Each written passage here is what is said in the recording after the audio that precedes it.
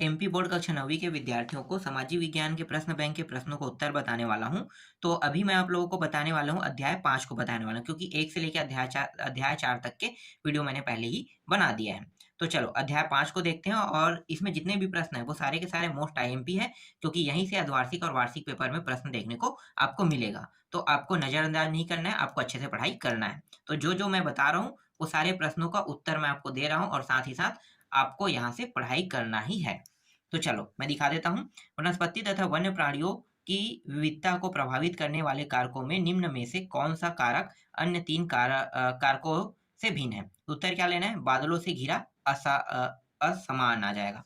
ठीक है। दूसरा देखो, पौधों की विभिन्न किस्मों के संदर्भ में भारत का विश्व में निम्न में से कौन सा स्थान है? तृतीय स्थान है।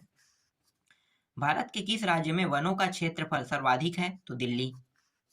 चौड़ी चौड़ी पत्ती वाले सदाहरित वृक्ष ओक तथा चेस्टनट आदि निम्न में से किस वन में पाए जाते हैं? तो उत्तर क्या लेना है? उत्तर यहाँ पे ले लेना है। देखो यहाँ पे 2 जगह मैंने टिक कर दिया क्या? ठीक है, यहाँ पे सुधार लेते हैं। ये हो जाएगा, ये आ जाएगा। ठीक है, उष्ण कटिबंधी पर्णपाती वन आ जाएगा। ठीक है, और इसमें है सिमलीपाल जीवमंडल निचय कौन से राज्य में स्थिर है? तो इसको आपको लेना है, उड़ीसा लेना है। चलो आगे देखते हैं। खाली स्थान देखते हो, देखो खाली स्थान में किसी सजीव प्राणी के चारों ओर पाए जाने वाले लोग, स्थान, वस्तु एवं प्रकृति को क्या कहते हैं? पर्यावरण कहते हैं। भारत में लगभग 81,000 वन्य जीव उपजातियों एवं 40,000 से अधिक वनस्पतियों की प्रजातियां पाई जाती है। खाली स्थान में 40,000 से अधिक लेना है। जीवों की वे जातियां जो प्राकृतिक एवं भौगोलिक सीमा के अलग किसी खास क्षेत्र में पाए जाते हैं उसे हम क्या कहते हैं? भूस्थनिक बोलते हैं। ठीक है, आगे देखो। इमारती वृक्ष का रोपण वानिकी कृषि कहलाता है। भारतीय संसद में जीवन सुरक्षा अधिनियम 1972 में पारित किया गया। नेक्स्ट है मैंग्रोव वनस्पति तटवर्ती है। ठीक है, आगे देखो। बकरवाल घुमक्कड़ जाति द्वारा जनजाति कल्याण का कार्य किया जाता है। ठीक है, अल्पाइन वनस्पति 4000 मीटर से अधिक की ऊंचाई पर पाई जाती है। 4000 लेना है यहाँ पे। इसी तरह से देखो, 10,000 से 20,000 मीटर की ऊंचाई वाले क्षेत्रों में आर्द्र शीतोष्ण वन पाए जाते हैं। भारतीय शेरों का प्राकृतिक आवास स्थल गिर नेशनल पार्क है। एक वाक्य में उत्तर देखो। देशज वनस्पति किसे कहते हैं? जो मूल रूप से भारतीय हो उसे हम देशज वनस्पति कहते हैं।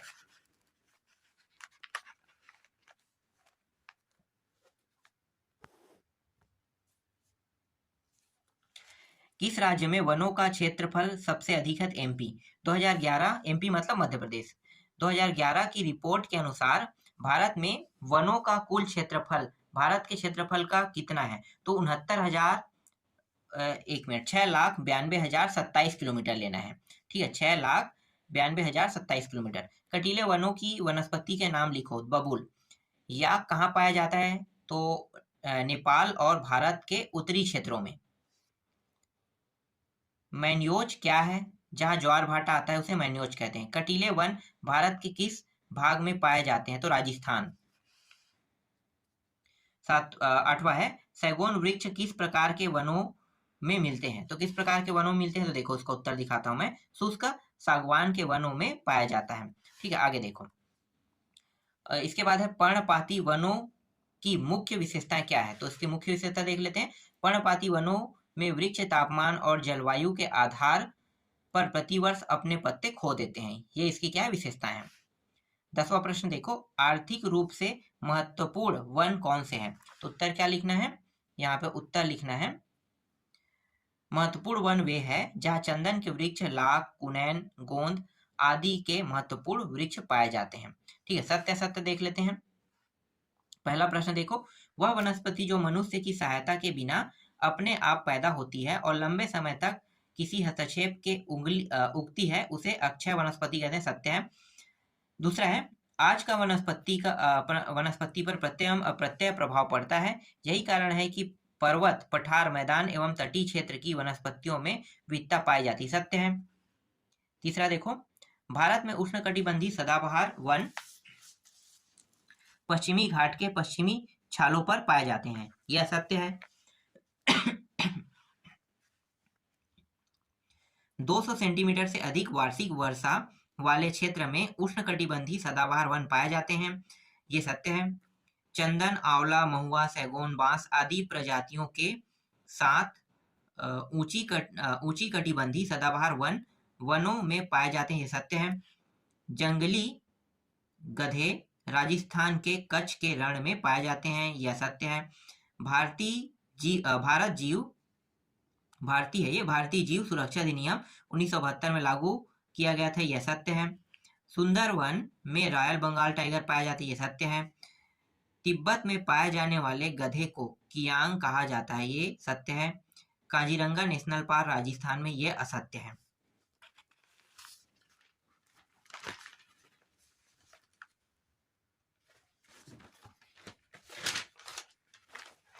इसके बाद देखो यहाँ पे सही जोड़ी मिलाओ देख लेते हैं।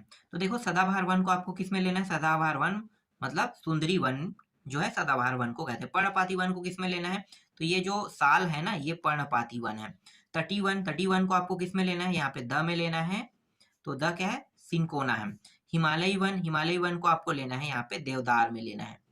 और कटीले झाड़ियों वाले वन को आपको लेना है, यहाँ पे खेजड़ी में लेना है। ठीक है, आगे देखते हैं। अति लघुत्तरी प्रश्न को देख लेते हैं। तो अति लघुत्तरी में देखो सदाबहार वन और पर्णपाती वनों में अंतर लिखे कह रहा है।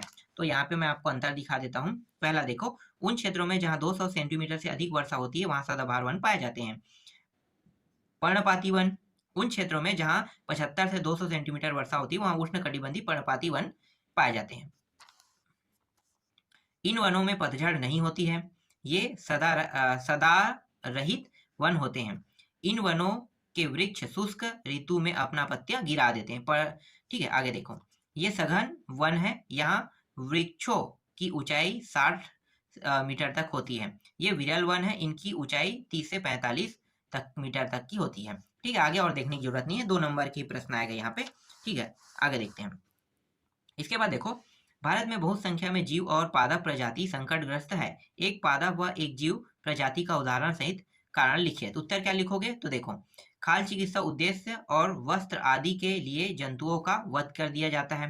वनोन्मूलन के लिए कर दिया जाता है। ठीक है, वनोन्मूलन होगा एक कारण, शिकार का अतिक्रमण हो जाएगा, और रासायनिक और औद्योगिक अपशिष्ट ने जलीय जीवन को अव्यवस्थित कर दिया है। ये आ जाएगा इसका उत्तर।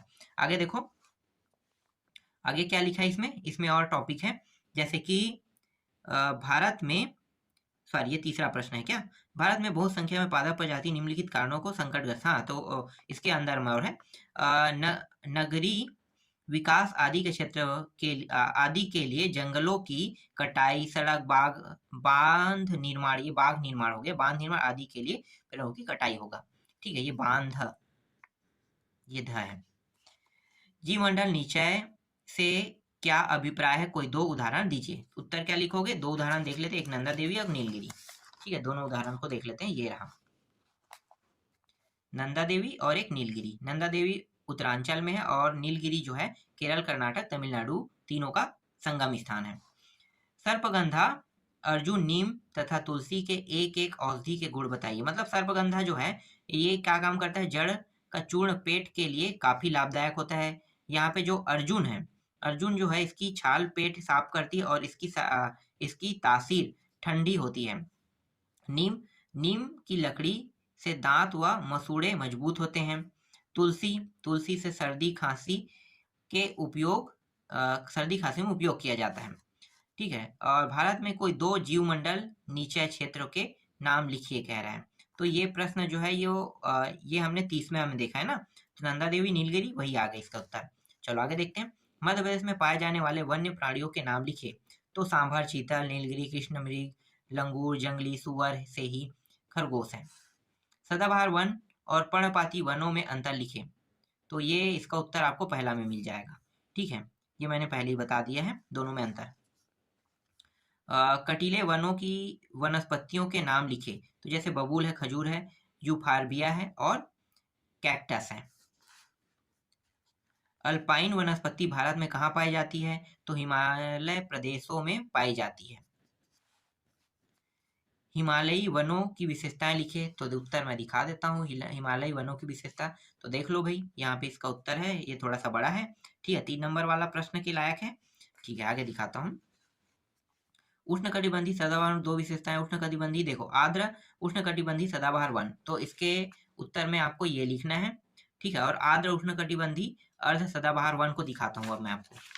तो इसका उत्तर आपको ये लिखना है। ठीक है, ये आर्द्र उष्णकटिबंधीय अर्ध सदाबहार वन है। ठीक है, 12वां देखो प्रश्न। उष्णकटिबंधीय पर्णपाती वन की दो विशेषताएं लिखे। तो ठीक है, दो विशेषताएं लिखना है, ये इसका उत्तर है, देख लेना। नेक्स्ट है पर्वतीय वन की दो विशेषताएं लिखे। तो पर्वतीय वन की दो विशेषताएं लिखना है। तो यहाँ पे जहां जहां पे पूर्ण विराम रहेगा ना, वहां से काट लेना, दो विशेषताएं मिल जाएगा ना। इसी तरह से देखो, मैंग्रोव वन की दो विशेषताएं कह रहा है, यहाँ भी दो विशेषताएं लिखा तो नहीं है, तो आपको क्या करना है, इसे काट देना है दो हिस्सों में, जहां जहां पूर्ण विराम रहेगा। जैसे कि पूर्ण विराम यहाँ पे देखो, यहाँ तक है, एक विशेषता ये हो जाएगा, और एक दूसरा जो है ना, यहाँ तक कर लेना। ठीक है, दो विशेषताएं बन जाएगा। और यहाँ पे उष्णकटिबंधीय कटीले, यहाँ भी दो विशेषताएं, तो ऐसे ही इसमें भी करना है, सेम टू सेम काट लेना है, दो हिस्सों में बन जाएगा। ठीक है, इसके बाद देखो 16वां, भारत में प्रमुख वन्य प्राणी अभय वन की दो विशेषताएं। तो यहाँ पे देखो पहला और दूसरा, यहाँ पे पहले से काट दिया गया, तो दो विशेषताएं यहाँ पे दिया हुआ है। ठीक है, आगे देखो, भारत के प्रमुख दो पक्षी अभ्यारण्य वन के नाम लिखो। तो यहाँ पे देखो क्या है, एक तो है पंगोट है, उत्तराखंड में है, और बनरघाट राष्ट्रीय उद्यान कर्नाटक में, दो लिखना है। एक और लिखना चाहो तो ये लिख सकते हो। ठीक है, 18वां देखो और 19वां देखो। तो भारत के दो प्रमुख राष्ट्रीय उद्यानों के नाम लिखिए। तो एक गिर राष्ट्रीय उद्यान है, एक है जिम कॉर्बेट राष्ट्रीय उद्यान है। भारत के दो प्रमुख जीवमंडल निचल क्षेत्र के नाम लिखे। तो जीवमंडल निचल क्षेत्र नंदा देवी उत्तराखंड में है, और एक है जीवमंडल निचय क्षेत्र, ये हो गया एक मानस असम में है। ठीक है,